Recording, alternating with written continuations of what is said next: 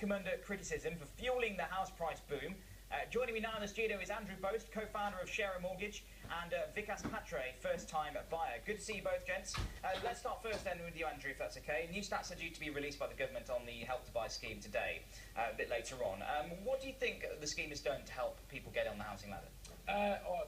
I think the scheme overall has been a failure, but I think most Londoners are unsurprised by this, with the fact that only 22,000 people up to the end of May in the 14 months were able to use the Help to Buy scheme. But worse still, only 6% of those were in London. Yeah. So Londoners are being phased out of this, and they need a more London-focused solution, something where it's different. And what we suggest is potentially allowing people to buy properties together in a shared format, sharing a mortgage and sharing the home. Sure. We'll come to that in a sec, but Vikas, your sort of situation, you're a first-time buyer. Yes. Help to Buy has really made a difference for you, hasn't it? Yes, I think with the less amount of money which people have nowadays, disposable income, I'm trying to get that for a long time, but finally managed only to Help to Buy. And 20% is a big amount of money when you're buying a flat for 200 or 250,000 pounds.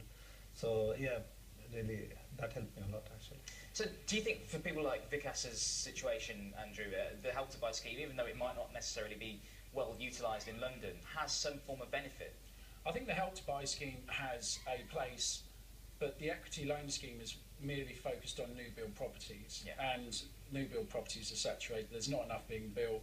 Boris Johnson has very clearly set a plan of how he's going to approach that, but that's not helping now. Londoners are currently now paying exorbitant rental prices or living at home with their mum and dad. What do they do now? What's the solution? Sure, exactly. That's a question I think a lot of people would love to know the answer for.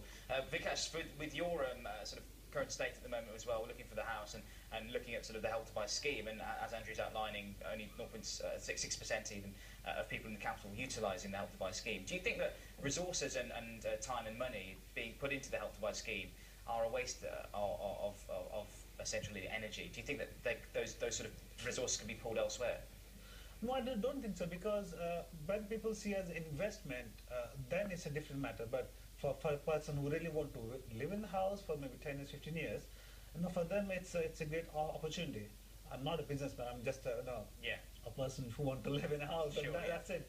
I don't worry about negative equity, or I don't know how much the money will grow in a couple of years. Yeah. For me, I just want to live in a property, and I want to get in that rather than paying that amount of money to private landlords. Sure. So for me, it's a different scenario actually. And I think that's right. I think Londoners want to have their house is their home. Yeah, exactly. You do. You want to have a house which is your home where you can live in, and actually so many are being forced to not have that. So an alternative, as you mentioned in your first answer, Andrew, sharing a mortgage and pooling the resources elsewhere, how does that work? So in sharing a mortgage, very simply put, we've got one person who can't afford to buy a property on their own. What happens if they teamed up with one other person? What happens if their deposit and their salary was joined with someone else? You've got double the buying power. Suddenly the doors open up.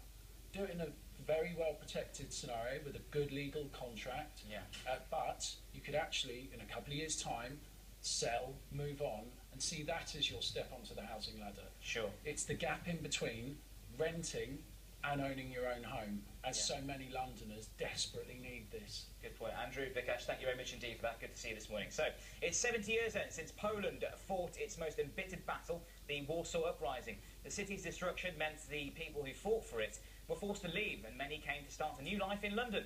So, surviving veterans